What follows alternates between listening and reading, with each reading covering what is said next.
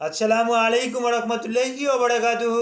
জি, আমি ডাক্তার মীর শহীদুল ইসলাম আমার চেম্বার তথা ঐতিহ্যবাহী শেখগার সিলেট থেকে আপনাদের মাঝে সংযুক্ত হয়েছি।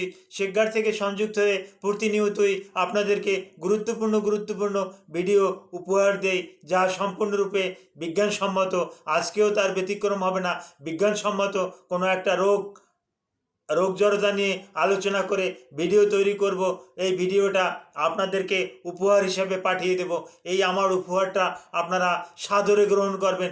ভিডিওটা আপনারা যত্ন সহকারে দেখবেন। ভিডিওটা না টেনে পুরো ভিডিওটা দেখবেন। পুরো ভিডিওটা দেখলে আপনি উপকৃত হবেন। আপনি উপকৃত হলে আপনার যে ফেসবুক আছে, ইনস্টাগ্রাম আছে, এর টাইমলাইনে আপনি এটাকে রেখে দেবেন। আপনার যখন মন চায় তখন আবার দেখতে পারবেন। বন্ধুবান্ধবের কাছে শেয়ার করবেন। আর আপনি যদি আমার চ্যানেলে একেবারে নূতন হয়ে থাকেন তো অবশ্যই চ্যানেলটাকে সাবস্ক্রাইব করে রাখবেন। সাবস্ক্রাইব করার পর অল নোটিফিকেশন বেল ওকে করে রাখবেন, যাতে আমার পরবর্তী আপডেট ভিডিও অনায়াসে আপনি পেয়ে যান। জি দর্শক শ্রোতা, আলোচনা করব ফেসিয়াল পলসি, হ্যাঁ, বা বেলস পলসি, বা মুখ আঁকা বাঁকা হয়ে যাওয়া। মুখ আঁকা বাঁকা হয়ে যাওয়া এর আমি কিভাবে দেখাবো? আমার মুখ তো ভালো, আমি আঁকা বাঁকা কীভাবে দেখাবো? তারপরও আমি একটু দেখাচ্ছি। যেমন আমার মুখ ভালো আছে, হঠাৎ করে আঁকা বাঁকা হয়ে দেখাচ্ছে। হঠাৎ ঘুম থেকে উঠছেন, দেখছেন যে মুখটা বাঁকিয়ে গেছে। হ্যাঁ, যেমন এই আমার মুখ ভালো আছে, এই মুখটাকে আমি বাঁকা করছি। যেমন আমি এই বাম দিকে বাঁকা করলাম, এরকমের হতে পারে। আবার ডান দিকে বাঁকা করলাম, এরকমের হতে পারে। এরকমেরই রুগীরা আমাদের কাছে কিন্তু প্রেজেন্টেশন করে। তখন তাদেরকে কিছু ভালো ব্যায়াম শিখিয়ে দেই, ভালো কিছু মেডিসিন দিয়ে দেই। হ্যাঁ, এই মেডিসিনগুলো খাওয়ার পরিপ্রেক্ষিতে তাদের ওই ব্লাড সার্কুলেশন হয়। তবে এই ফেসিয়াল পলসি বা বেলস পলসি বা মুখ এঁকে বেঁকে যাওয়া, এটা কেন হয়? এটা দুটা কারণে হতে পারে। একটা, ব্রেনের স্ট্রোক করলে এই মুখ এঁকে বেঁকে যেতে পারে। আর একটা, আমাদের এই ফেসটা কিন্তু মুখের যে মাংসপেশিগুলো আছে এইটা কিন্তু কন্ট্রোল করে, হ্যাঁ, সেভেন্থ নার্ভ। আমাদের যে নার্ভ আছে, এই নার্ভের মাপ আছে, সংখ্যা আছে। এটা সেভেন্থ নার্ভ এটাকে কিন্তু কন্ট্রোল করে।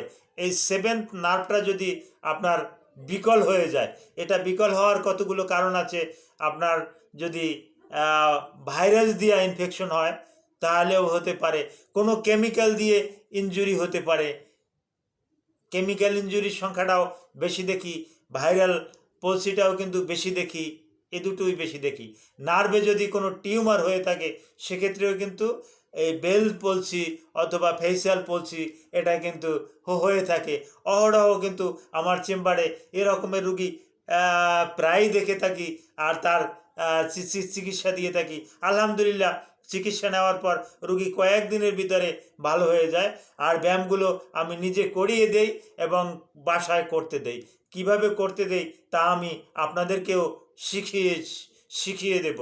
তো এই ফেসিয়াল পলসিকে অনেকে জটিল কঠিন সমস্যা মনে করে। এটা জটিল কঠিন সমস্যা আর কারণ নাই। এটা বিভিন্ন কারণে হতে পারে। তবে বিশেষ করে অত্যন্ত গরমে এটা কিন্তু এই সেভেন্থ নার্ভটা কিন্তু বিকল হয়ে যেতে পারে। অত্যন্ত গরমে হতে পারে, অত্যন্ত ঠান্ডায় হতে পারে। অত্যন্ত ঠান্ডায় হয়, আমি পূর্বে একটা ভিডিওতে হয়তো বা আলোচনা করেছিলাম। বিশেষ করে এখন কিন্তু সামান্য ঠান্ডা, কিন্তু নদীপথে কিন্তু ঠান্ডাটার পরিমাণ আরও বেশি।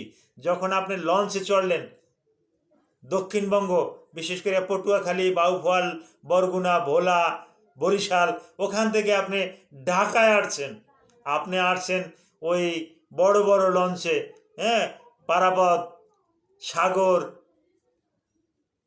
রাজহংস, কীর্তনখোলা, এরকমের লঞ্চে আপনি ঢাকায় আসতেছেন। আসার পথে আপনি ডেস্কে শুয়ে আছেন। ডেস্কটা কিন্তু রাত্রে যখন লঞ্চটা দ্রুত চলে, ডেস্কটা কিন্তু স্বাভাবিক তাপমাত্রার থেকে কিন্তু অনেক নিচে চলে যায়, অনেক অনেক সময় আমি দেখেছি এটা মাইনাসে চলে যায়, তখন আপনার একটা ঘাড় এই এরকমের এরকমের থাকে ডেস্কের উপরে, তখন কিন্তু এই সেভেন্থ নার্ভের কার্যকারী ক্ষমতা কিন্তু হারিয়ে ফেলে। এই লঞ্চে যারা জার্নি করে তাদের কিন্তু এরকমের সমস্যা হয়ে যায়। আবার যারা এই বাংলাদেশ থেকে ওমান, সৌদি আরব, কুয়েত অর্থাৎ গরম দেশে যখন যায়, প্রচণ্ড গরমের ফলেও কিন্তু এই সেভেন নার্ভ কিন্তু অ্যাটাক হয়ে যায়, তারাও কিন্তু এই ফেসিয়াল পলসিতে ভুগতেছে সচরাচর। কিন্তু আমি এটা ওই জেদ্দাতে গিয়েছি, জেদ্দাতে গিয়ে কিন্তু সরাসরি এরকমের অনেক রুগী দেখেছি, তাদেরকে সাজেশন দিয়েছি। আলহামদুলিল্লাহ এটা আমার সৌভাগ্য হয়েছে। তো এ কারণেও কিন্তু হচ্ছে। তো এটা হলে লক্ষণটা কি? লক্ষণটা আমি আগেই দেখেছি, মুখ একদিক বাঁকিয়ে যাবে, হয় ডাইনে বাঁকিয়ে যাবে অথবা বাম দিকে বাঁকিয়ে যাবে। আপনি মুখে পানি নিলে পানিটা পড়ে যাবে, কুলকুচি করতে পারবেন না, চামচ দিয়ে কিছু খেতে পারবেন না। তখন আপনার করণীয় কি? আপনার করণীয়, আপনি মুখটা ফুলাবেন, এরকম ফুলাবেন, কিন্তু আপনি তো পারবেন না। আপনার এই বাতাস এপাশ দেওয়া এরকম বাহির হয়ে যাবে। আমি শব্দ করে বাইর করে দেখাচ্ছি,